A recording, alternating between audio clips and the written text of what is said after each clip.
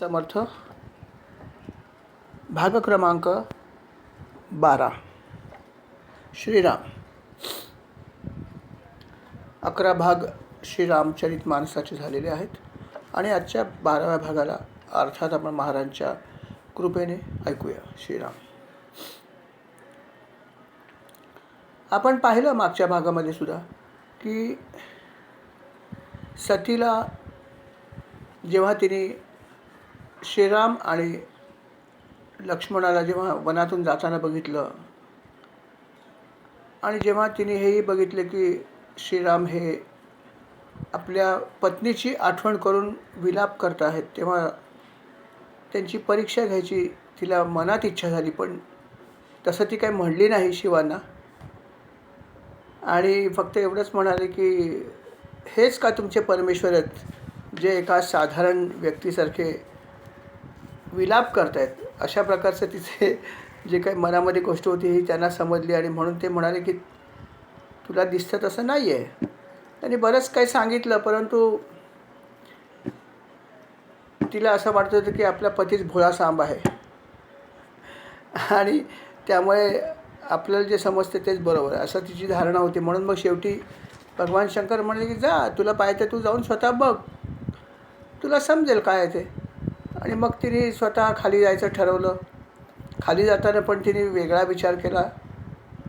तिने सीतेचं रूप धारण केलं. आता भगवान श्रीरामांनासुद्धा मनामध्ये शंका निर्माण व्हावी अशा प्रकारे तिने सगळं केलं आणि शेवटी झालं उलटं. तिने जरी सीतेचं रूप धारण केलं तरी गेल्या गेल्या भगवंत तिला म्हणाले, माते एकटे कुठे फिरतेस, भगवान शिव कुठे. झालं तिचं सगळं उघडं पडलं. अर्थात तिला त्याची खूप शरम वाटली, मनोमन तिला खूप वाईट वाटलं. तिने त्यांना नमस्कार केला आणि निघून आली. पण तिच्या मनामध्ये ही गोष्ट जरा थोडीशी लागलीच होती की आपण आता भगवान शंकरांना उत्तर काय द्यायचं, आणि असा विचार करून ती परत आली. तिच्या मनामध्ये ही भीती होतीच की आता भगवान शंकर विचारल्यावर काय करायचं, आणि घडलंच तसं. आले ती शिवशंकरांजवळ आणि त्याने हसून विचारलं, काय मग श्रीरामांची तू परीक्षा घेतलीस, हे खरं आहे का खोटं मला सांग. तिने काही खरं सांगितलं नाही. इतकं होऊन सुद्धा बघा सतीची गंमत. इतकं होऊन सुद्धा ती म्हणते नाही नाही नाही नाही मी काही परीक्षा वगैरे नाही घेतली. अहो स्वामी, मी कशाला परीक्षा घेईन, मी फक्त तुम्ही हो म्हणाल म्हणून खाली गेले आणि फक्त तुम्ही जसा त्यांना प्रणाम करता तसा मी फक्त प्रणाम केला. अजिबात काही परीक्षा वगैरे घेतलीच नाही. अगदी छान धडधडीत खोटं बोलली, कारण त्याच्यामागे भीती पण होती. ती सांगितलं तर माझा पती माझ्यावर रागवेल आणि म्हणून ती खोटं बोलली. अर्थात भगवान शिवानी लगेच क्षणभरच डोळे मिटले, ध्यानच केले एक क्षण फक्त बस. आणि सतीने काय केलं काय नाही त्याला एका क्षणात समजलं. आणि मग त्यांनी मनामध्ये श्रीरामांच्या मायेला नमस्कार केला, कारण भगवंताची माया आहे म्हणून ते असं घडलं ना, की प्रत्यक्ष भगवान शंकरांच्या पत्नीने सुद्धा धडधडीत खोटंच बोलली ना, असत्य बोलली विचारूनसुद्धा, कारण काही भगवंताची मायाच होती. त्याच्यामुळे तिला परीक्षा पण घ्यायची इच्छा निर्माण झाली. किती माया आगाध आहे बघा. माया म्हणतो आपण, पण माया किती आगाध आहे. सतीवर किती माया चालली बघा. प्रत्यक्ष भगवान शंकरांची पत्नी काय साधी गोष्ट आहे का, पण तिच्यावर पण मायाचा किती प्रभाव पडला.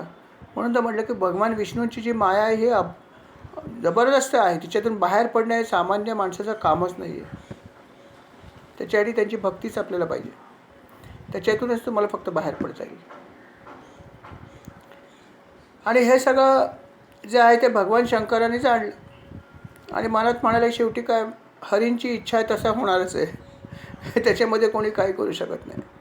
पण भगवान शंकराने एक गोष्टीचं फार वाईट वाटलं की ती खाली गेली माझी पत्नी, तर तेही ठीक आहे एक वेळ. मी सांगितल्यावर ऐकलं नाही, खाली गेली, अविश्वास दाखवला, ते पण एक वेळ चालेल. पण त्याच्यावर जाऊन तिने काय केलं, तर ज्या भगवंताला मी एवढा पूज्य मानतो त्याची परीक्षा घेतली. एक वेळ माझं ऐकलं नाही, माझ्यावर विश्वास ठेवला नाही, खाली गेली, बघून आली, हरकत नाही.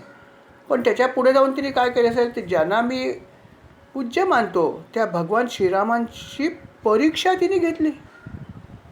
आणि त्याच्यासाठी पण कुठला उपाय केला तर त्यांच्या पत्नीचाच वेश धारण केला. सतीने सीतामाईचं रूप घेतलं.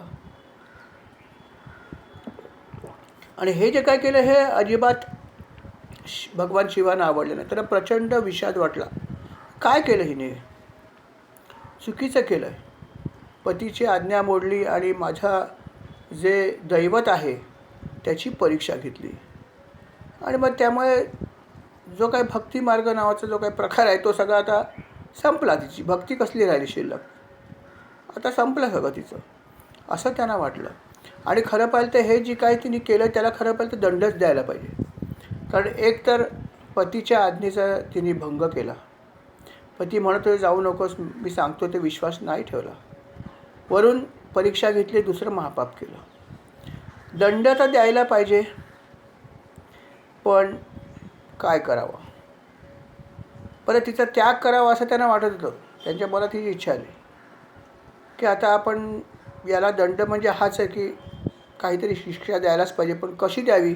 त्याग तर करायचा नाही आहे उघडपणे, कारण तिला त्याचा त्रास होईल, पण शिक्षा पण द्यायला पाहिजे. त्यांच्या मनामध्ये हे आलं होतं. आणि अशा प्रकारे त्यांचं मन जे आहे ते खूप मनामध्ये संघर्ष सुरू झाला भगवान शिवांच्या. तेव्हा त्यांनी श्रीरामांच्या चरणी मस्तक नम्र केलं. मार्ग दाखवा, काय करू? त्यागच करायची इच्छा आहे. आणि असं करत असताना त्यांच्या मनामध्ये ही गोष्ट आली की त्याग न करताच मनाने आपण लांब राहू. जरी भेट झाली तरी तिला पत्नी मानायचं नाही. ती आता फक्त एक स्त्री आहे पण माझी पत्नी नाही, असा आपण विचार करूया. अशा प्रकारे त्याग केला तर दोषही लागणार नाही, तिलाही काही वाटणार नाही, असं तरी मनात ठरवलं. आणि तसा संकल्प मनामध्ये केला. आणि संकल्प त्याने मनामध्ये केला आणि आकाशवाणी झाली की हे महेशा, तुमचा विजय असो. तुम्ही भक्तीचा चांगल्या प्रकारे दृढनिश्चय दाखवला, चांगलं कृत्य केलं. आणि अशी प्रतिज्ञा कोण करू शकतो? तुम्हीच करू शकता, कारण तुम्ही खरोखर महान आहात, तुम्ही भक्त आहात आणि भगवंत स्वतः आहातच. अशी आकाशवाणी झाल्यावरती सतीला आकाशवाणी तर ऐकू आलीच. मग तिच्या मनामध्ये हे आलं की भगवंताने अशी कुठली प्रतिज्ञा केली आहे की जिच्यामुळे आकाशवाणी घडली. मग तिने विचारलं भगवंताला की अहो मला हे सांगा, आपण अशी कोणती प्रतिज्ञा केली त्याच्यामुळे आकाशवाणी आली? हे बघा भगवंता, तुम्ही तर सत्यधाम आहात, तुम्ही सत्यवचनी आहात आणि दीनदयाळू पण आहात, दयाळू तर भरपूर आहात. तेव्हा मला सांगा की आपण काय अशी प्रतिज्ञा केली? त्याच्यावर भगवान शिव काहीही बोलले नाहीत. कसं बोलणार? ही प्रतिज्ञा कसा पती सांगू शकतो की मी तुझा मनातून त्याग केला आहे? प्रत्यक्ष करायचं नाही म्हणून तर मनातून त्याग केला होता. सांगायचं असतं तर प्रत्यक्ष त्याग पण करता आलं असतं, पण तसं करायचं नव्हतं. तिला दुःख होणे अशी इच्छा होती त्यांची, कारण मनामध्ये दया पण आहे.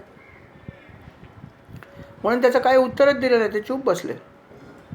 ही विचारते भगवान शिव काय बोलत नाही. मग सतीला मनामध्ये थोडा अंदाज आला की मी एक तर अत्यंत चुकीची गोष्ट म्हणजे मी कपटच केलं आहे. एक तर यांचं ऐकलं नाही एवढं सांगून, परोपरीने वरून जाऊन तिची परीक्षा बघितली आणि वर येऊन सांगितलं की मी काही परीक्षा वगैरे बघितली नाही. त्यांनी मला विचारलं की तू कशी परीक्षा बघितलीस ते पण सांगितलं नाही. म्हणजे बघितलीच नाही, हे पण खोटं बोलले. म्हणजे मी किती खोटं बोलते माझ्या पतीशी. म्हणून ती मनाशी असंही म्हणते, खरंच स्त्रिया अज्ञानी असतात किंवा मूर्ख असतात.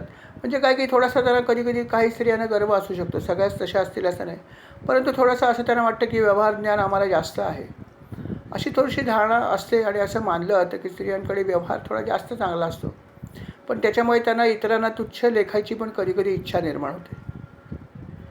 आणि थोडासा असाच भाग काहीसा जो आहे तो सतीच्या बाबतीत घडला. आणि भगवंताचंही तेच मत होतं की हे असा थोडासा काही जो भाग आहे त्याच्यामुळे हे असं घडलं आहे, नाही तर ती अशी नाही वास्तविकता. पण हे घडलं हे भगवान शंकराने संपूर्ण समजलं. आता गंमत अशी झाली की दोघांनाही काही गोष्टी लक्षात आल्या. म्हणजे सतीलाही लक्षात आलं की भगवंतानी जाणलं आहे आपण काय केलं ते, आणि शिवानं समजलं ते पण दाखवायचं नाही आहे. आता कसं करायचं हे? तिला समजू देता कामा नये की मला समजलं आणि तिला तर समजलेलं आहे हे तिच्याही लक्षात आलं. ती त्यांना दाखवते मला माहीत नाही. दोघंही एकमेकाशी अशा प्रकारे मन दुखू नये एकमेकाचं म्हणून प्रयत्न करत आहेत. पण हा विषय सोडून बाकी सगळं बोलत आहेत. परंतु सतीला 100% लक्षात आलं की माझ्या पतीने माझा त्याग केलेला आहे हे नक्की. आणि ह्याच्यावरती ती काही बोलू शकत नव्हती कारण आपल्याकडून पापच मोठं घडलं आहे. त्यामुळे काय बोलणार. तिचं हृदय अर्थात पोळून निघालं. त्याने वर्णन केलं की कुंभाराच्या आव्यासारखं. शिवांनाही लक्षात आलं की आपल्या मनातली गोष्ट कदाचित आपल्या पत्नीला समजलेली आहे.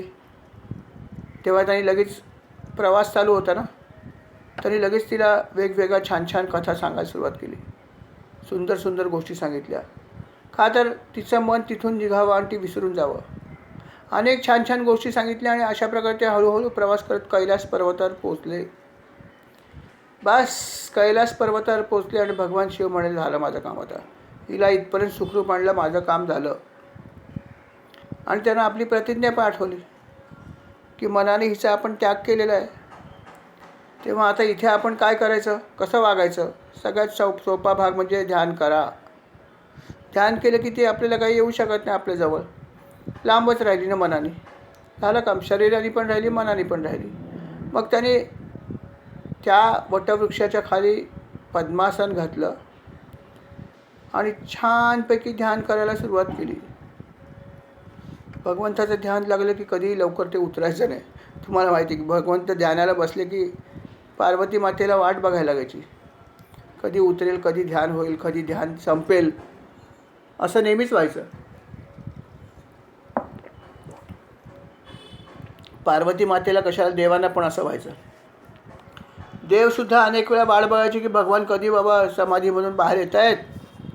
कारण ते समाधीमधून बाहेर आल्याशिवाय जगाची कामं होणार कशी. आणि म्हणून असं अनेक लोकांनी त्याची वाट बघितली की भगवंताची समाधी कशी उतरेल. आणि इथे सती पण कैलास पर्वतावर राहते. तिच्या मनात दुःख आहे. एक एक दिवस तिचा युगासारखा चालला आहे. भगवंताची समाधी चालूच आहे. तिला समजत नाही की आपण काय करावं. आपण जो काही चुकीचा भाग केला आहे, जे काही आपण पाप केलं आहे, जे श्रीरामांचा आपण अपमान केला आहे, पतीला खोटं बोललं आहे, किती पापं केली आहेत. या पापाचं फळ मला हे दिलेलंच आहे, बरोबरच आहे. त्यांनी माझा त्याग केला आहे, बरोबर आहे.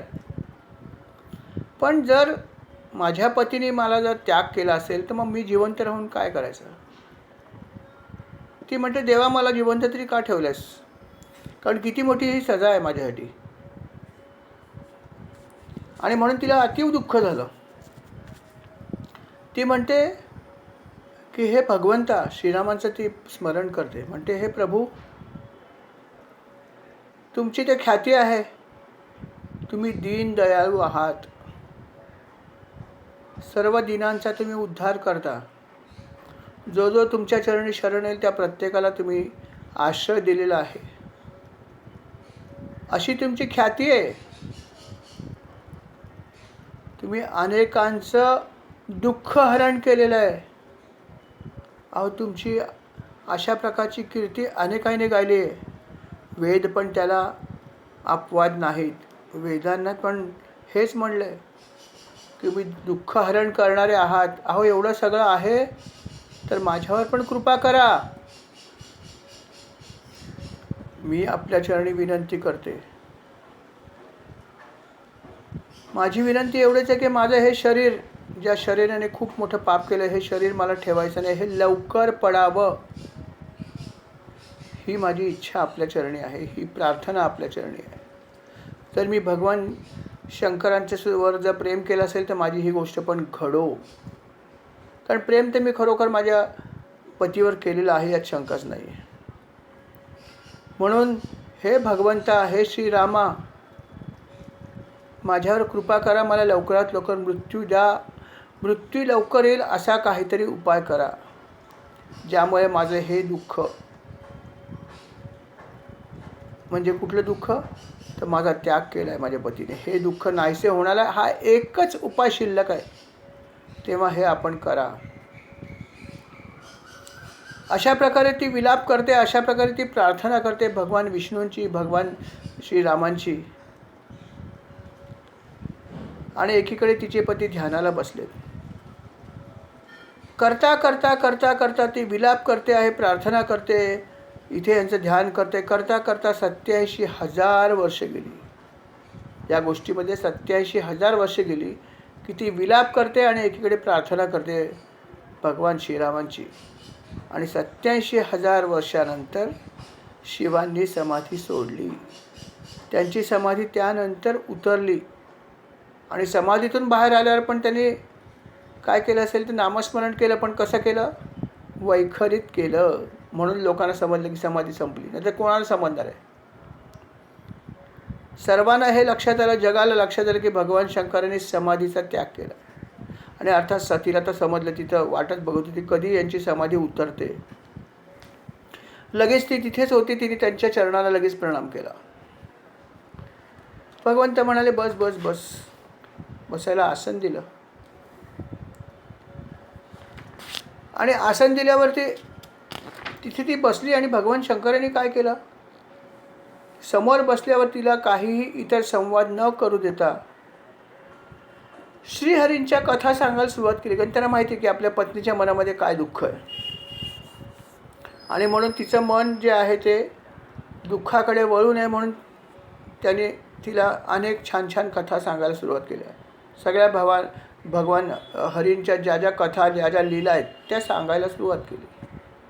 एकीकडे यांचा अशा प्रकारे संवाद चालू आहे. आणि याच काळामध्ये दक्ष हा प्रजापती झाला. अर्थात ब्रह्मदेवाने हे पद त्याला दिलं. तसा तो सुयोग्य होता सुद्धा. नक्कीच सुयोग्य होता म्हणून त्या ब्रह्मदेवाने त्याला प्रजापती बनवलं. पण जसं या ग्रंथात म्हणलं आहे, जसं भागवतात पण म्हणलं आहे, हा भागवतात पण सेम आला आहे की दक्ष जो होता त्याला हा मोठा अधिकार प्राप्त झाला. आणि जसा त्याला अधिकार प्राप्त झाला त्याच्या मनामध्ये अभिमान जागृत झाला.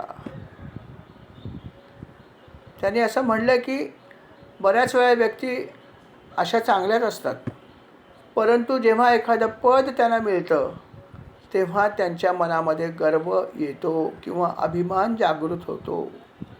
सत्ता मिळाल्यावर मद चढत नाही असा जगात शोधावा लागेल. असे फारच कमी व्यक्ती असतात नाही का? आता सत्ता मिळाल्यावर त्याची नशा येतेच.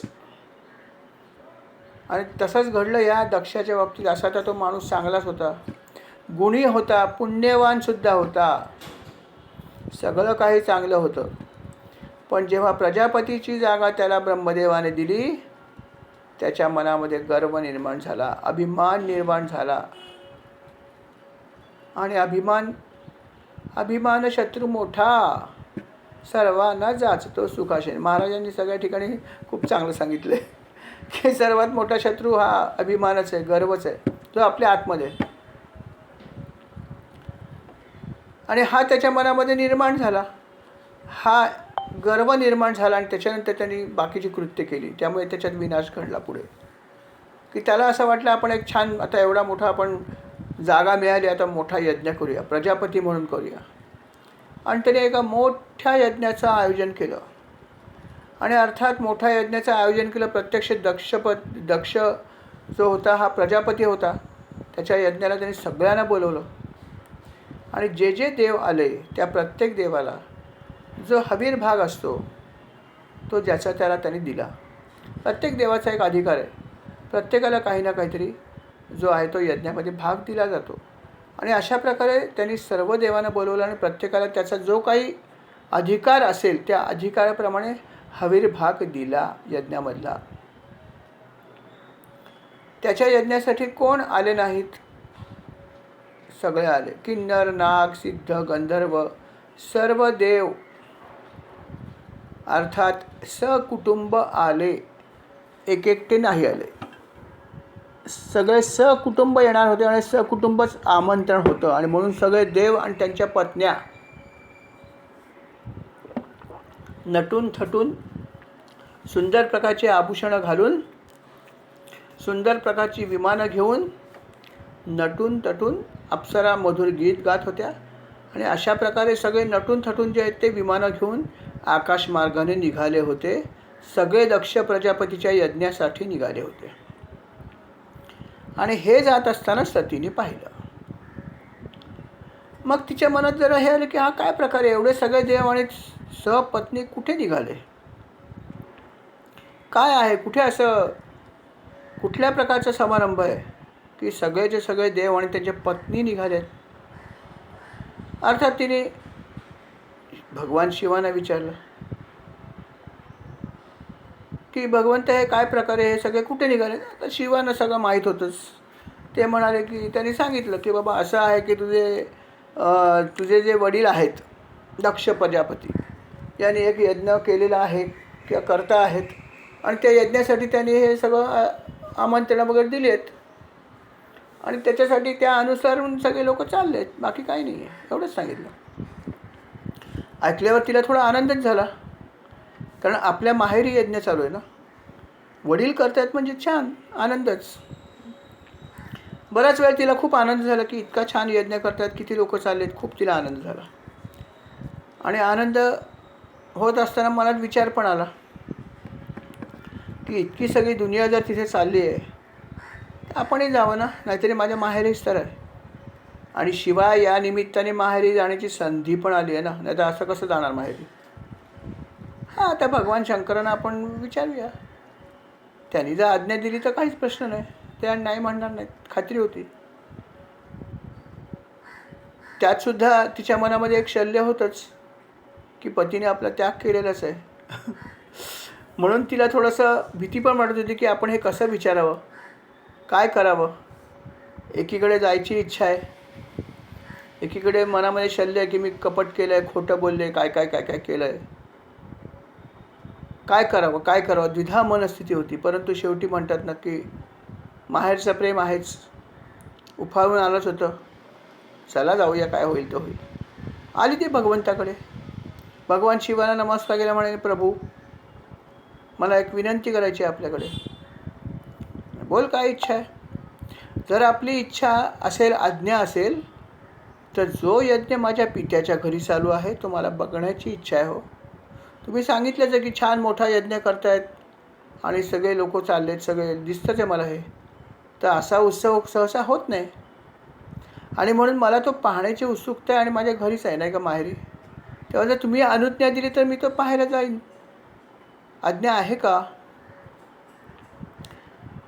भगवान शिव म्हणाले, तू म्हणतेस ते ठीकच आहे, बरोबर आहे, तुझ्या माहेरी यज्ञ चालू आहे, सगळे लोक चालले आहेत, तुलाही जावं वाटणार, हेही बरोबर आहे, तुला बघायची इच्छा आहे, हेही ठीकच आहे.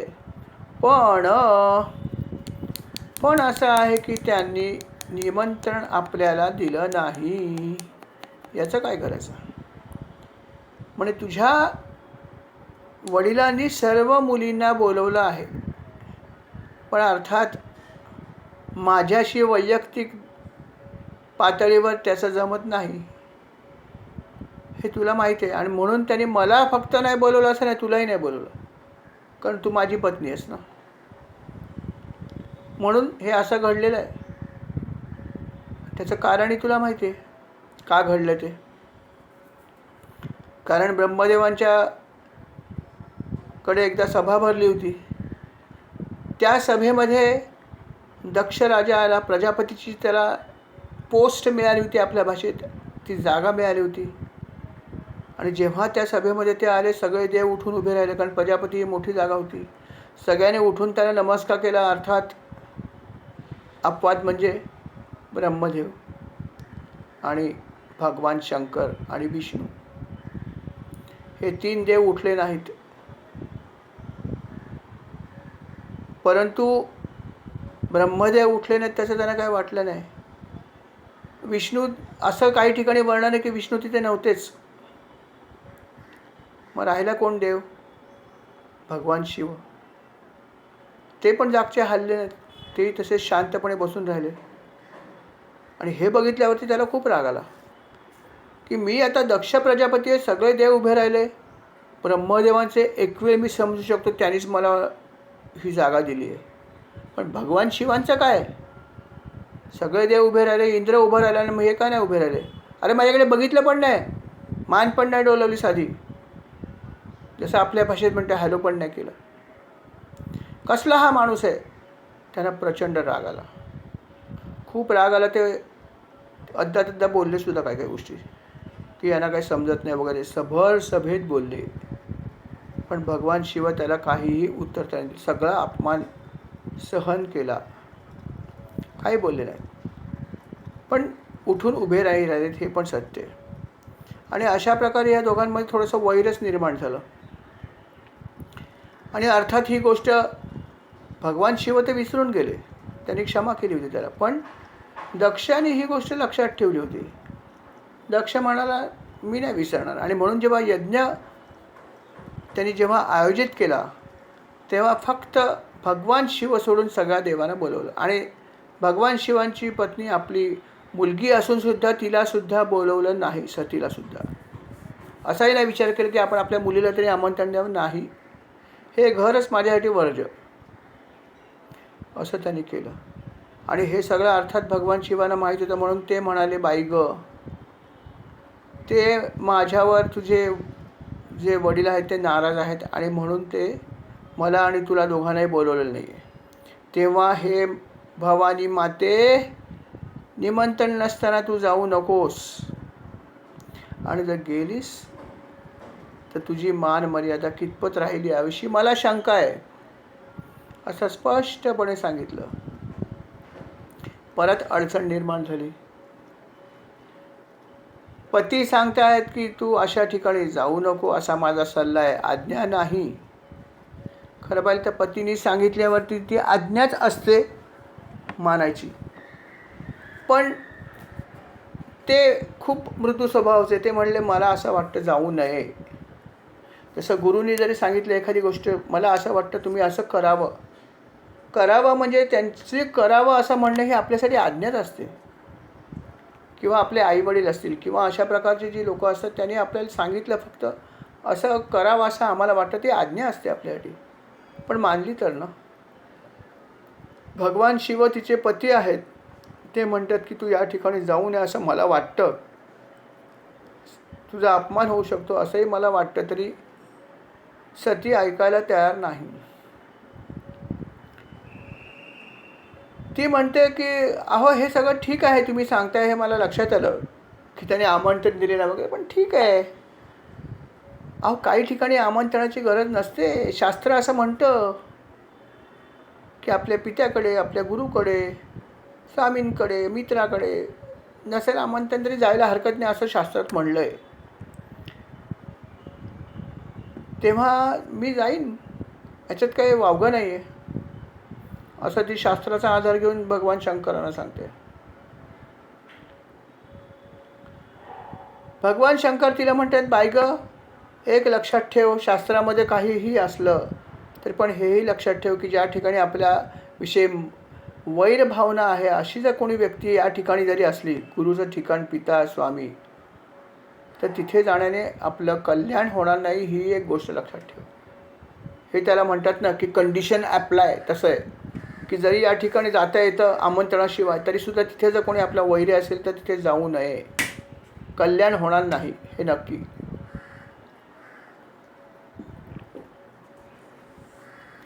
अशा प्रकारे ते अनेक प्रकारे सांगतायत तिला की बाई जाऊ नको जाऊ नको. पण ती म्हणली की नाही मला जायचंच आहे. कारण काही गोष्टी होणार होत्याच अटळ. आणि भगवान शंकरांना लक्षात आलं की पुढे जे काही गोष्टी होणार आहेत त्याची ही नांदीच आहे. म्हणूनच याच्या आधी पण तिने काही चुकीच्या गोष्टी केल्याच ना, माझं न ऐकता अनेक गोष्टी चुकीच्या केल्याच ना. आणि एकदा एक चूक केली की त्याच्या अनुसार दुसरी त्याला फळं मिळतात, त्याला अनुसरून दुसऱ्या गोष्टी होतात. आणि करत करत शेवटी जे व्हायचं नाही ते शेवटी होणारच. म्हणून ते काही बोलले नाहीत, फक्त एवढं म्हणालेच की बघ मला अजूनही वाटतं की तू जाऊ नकोस, तिथे गेला तर काही फार चांगली गोष्ट होणार नाही आहे, तेव्हा तू विचार कर, जाऊ नकोस. पण सतीचा निर्णय अटळ होता. ती म्हणाली मी जाणार. ते काहीच बोलले नाहीत. ते म्हणाले जा आता जायचं. ते जा म्हणले नाहीत, पण ते म्हणाले आपल्या गणांना म्हणाले बाबा रे तिच्याबरोबर जा तुम्ही, माहेरी निघाली आहे, वाटेमध्ये बरोबर कोणीतरी पाहिजेच ना. अर्थात सगळे गण जे होते ते गण तिच्याबरोबर आनंदाने निघाले. सगळ्या गणांचा तिच्याबरोबर त्यांनी घेतले आणि वाटचाल सुरू केली आपल्या वडिलांकडे जायला. भगवंत म्हणाले, मी एवढंच करू शकतो, अजून काय करणार. तुझी सुरक्षितता बघणं हे माझं काम आहे आणि त्याच्यासाठी हे गण सगळे मी पाठवलेत. आणि गण सगळे जे आहे ते तिच्याबरोबर होते आणि ते सगळे यथावकाश दरमजल करत करत करत करत वडिलांच्या तिथे पोचली. ती वडिलांच्या घरी पोचली, पण तिचं स्वागत करायला कोणीही आलं नाही. खरं पाहिलं तर दक्ष प्रजापतीची मुलगी जरी ती असली तरी ती आता जावयाच्या घरून आली होती ना. त्यांच्या जावयाची पत्नी ना, तिचं स्वागत करायला पाहिजे ना, पण नाही केले. दक्षाने तर सोडून द्या, पण इतर कोणीसुद्धा तिचं स्वागत केले नाही. का तर दक्ष प्रजापतीचा राग. कोणीही स्वागत केले नाही, फक्त तिची आई मात्र तिला भेटली प्रेमाने. छोटी मुलगी ना. बहिणी पण भेटल्या, पण विशेष प्रेमाने नाही भेटल्या. जसं आपण म्हणतो ना की अगदी औपचारिकपणे भेट घ्यायची, हॅलो हाव आर यू, खतम बात. तसं अतिशय औपचारिकतेने फक्त बहिणी भेटल्या, पण स्वागत वगैरे काय केलं नाही. थोडीशी अनिच्छाच दाखवली त्यांनी. तिला जरा खराबच वाटलं की असं काय. तिला असं वाटलं होतं की निदान माझे आई जशी इथे आली तसे वडील तरी येतील. त्यांचं वैर जावयाशी आहे ना, माझ्याशी तर नाही आहे. मी तर त्यांची प्रिय मुलगी आहे. इतर बहिणींशी इतक्या प्रेमाने वागतात तर माझ्याशी पण वागायला हरकत नाही, कारण माझा काही त्यांच्याशी वैर नाही आहे. पण दक्षाने सुद्धा तिथे अजिबात बघितलं नाही की आपली मुलगी आली. विचारपूस करणं लांबचं राहिलं, त्यांनी तिच्याकडे ढुंकून बघितलं नाही. किंबहुना सतीला तिथे आल्यावर दक्षाला राग झाला. कशाला आली ही. अर्थात दक्षाचा राग पहिल्यापासून सतीवर होताच, कारण सतीने आपला नवरा स्वतः निवडला होता ना. दक्ष प्रजापतीने सगळ्या मुलींचा विवाह जो होता तो त्याच्या मर्जीने ठरवला होता कोणाशी करायचा. माझ्या इत्माप्रमाणे करीन. फक्त सती म्हणाले की बाबा माझा विवाह तुम्ही तुमच्या मनाने ठरवू नका, मी माझा पती निवडणार आहे. आणि तिने भगवान शंकरांना निवडलं. आणि अर्थात ही निवड जी आहे ती दक्ष प्रजापतीला आवडली नाही की कसला माणूस निवडला आहे. एखादा मोठा राजा तरी निवडायचा ना. हा कसला स्मशानाचा स्वामी, गळ्यामध्ये साप घातलेत, याचे भूतप्रेत सगळे अनुयायी, राहतो कुठे, स्मशानात राहतो. काय ह्याच्याकडे काहीच नाही आहे. असल्या माणसाला ह्याने कुठे निवडलं. त्याला तर अजिबात आवडलं नाही, पण करणार काय. तिची निवड हीच होती. आणि म्हणून त्याच्या मनामध्ये भगवान शंकरांच्या जोडीला तिच्याविषयी पण थोडा द्वेष झाला होता निर्माण. आणि म्हणून त्याने तिची अजिबात विचारपूस केली नाही.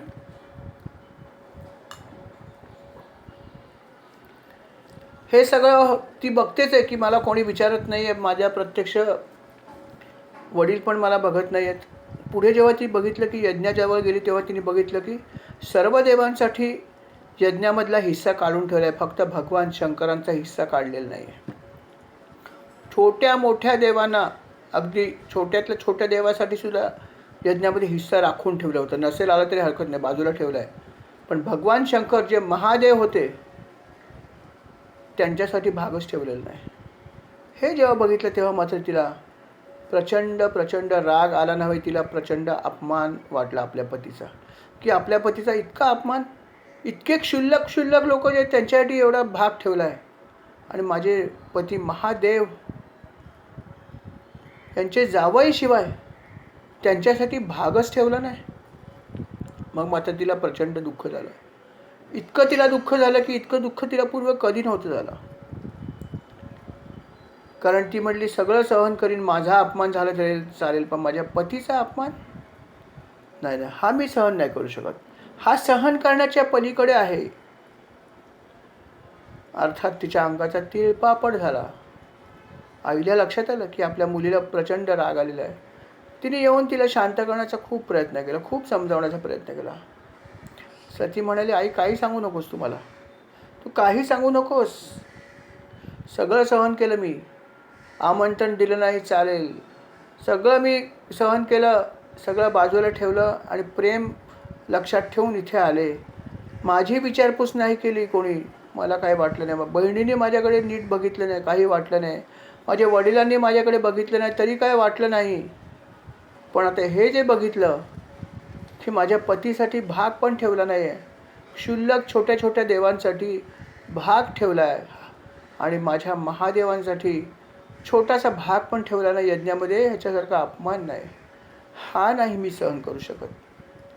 आणि तिला प्रचंड राग आला. या सभेमध्येच ती अतिशय रागावली.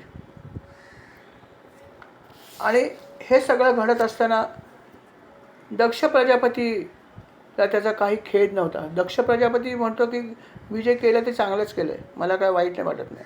त्या तुझ्या नवऱ्याची काय लायकी आहे का, त्याची काही पात्रता आहे का, स्मशानाचा स्वामी आहे तो, तुझा नवरा असला तर काय. त्याने उलट तिची निंदा केली. सर्व भर सभेमध्ये त्याची निंदा केली भगवान शंकराची दक्ष प्रजापतीने. आणि हे सगळं सती अर्थात तिथे होतीच. हे सगळं बघितल्यावर तिला काय बोलावं समजेना. दुसऱ्या क्षणी ती कडाडली. सती म्हणाली, लक्षात ठेवा, इथे जमलेले सर्व लोकांनी लक्षात ठेवा, इथे सगळ्या प्रकारची लोक आहेत. मोठे मोठे ऋषीमुनी पण आहेत, देव पण आहेत, कोण नाही आहे, सगळे आहेत माझे पती सोडून. फक्त माझे पती आणि भगवान हरी नाही आहेत, हे आणि ब्रह्मदेव, बाकी सगळी लोक इथे आहेत. मी काय म्हणते ते नीट ऐका. ज्या ज्या लोकांनी या भगवान शिवांची निंदा ऐकली आहे आणि केली आहे, त्या सर्वांना त्याचं फळ मिळणार आहे, लक्षात ठेवा. काय सांगितलं आहे की ही जी निंदा भगवान शिवांची केली, ती ज्यांनी केली त्यांना तर फळ मिळणारच आहे, पण ज्यांनी ऐकली त्यांना सुद्धा त्याचं फळ मिळणार आहे. केली कोणी? दक्ष प्रजापतीने.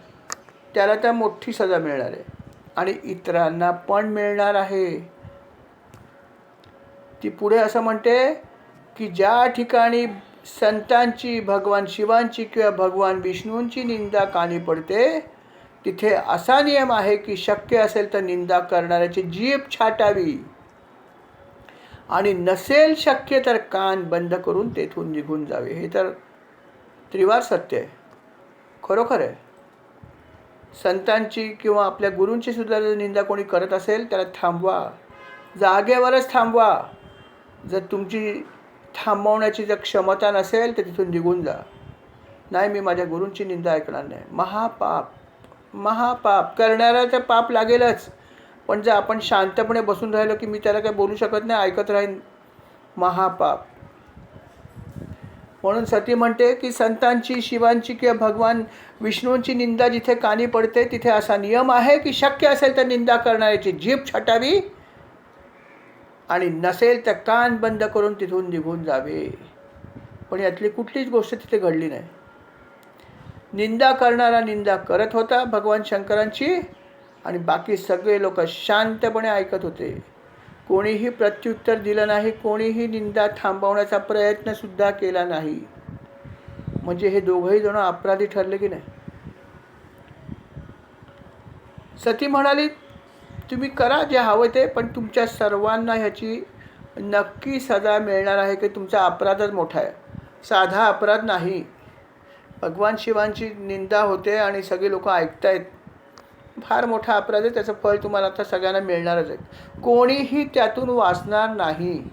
तो देव असो, दानव असो, नाग असो, कोणी असो, सगळ्यांना त्याचं नक्की नक्की फळ मिळणार आहे, असं सती सांगते. की तुम्हाला हेही समजत नाही की कोणाची निंदा चालू आहे. अहो, ज्यांनी त्रिपुरासुराचा वध केला अशा भगवान महेश्वरांची तुम्ही निंदा ऐकता आहात. निंदा करणारा माझा पिता आहे याची मला आज लाज वाटते. पहिल्यांदा मला असं वाटतंय, आजपर्यंत मी कधी बोलले नाही, पण आज मी तुम्हाला सांगते की आज अशा पित्याच्या पोटी मी जन्माला आले की जो माझ्या भगवंताची निंदा करतो. मला आज लाज वाटते या शरीराची, की यांच्यापासून मी निर्मिती माझी झाली आहे, यांच्या वीर्यापासून माझा देह तयार झाले, याची मला आज लाज वाटते. आणि म्हणून मी असा विचार करते की ज्या घाणेरड्या व्यक्तीपासून माझा जन्म झाला, जो पिता आहे, जो भगवान शंकरांची निंदा करतोय. दोष मला पण आहे, कारण मी त्याचीच मुलगी आहे ना.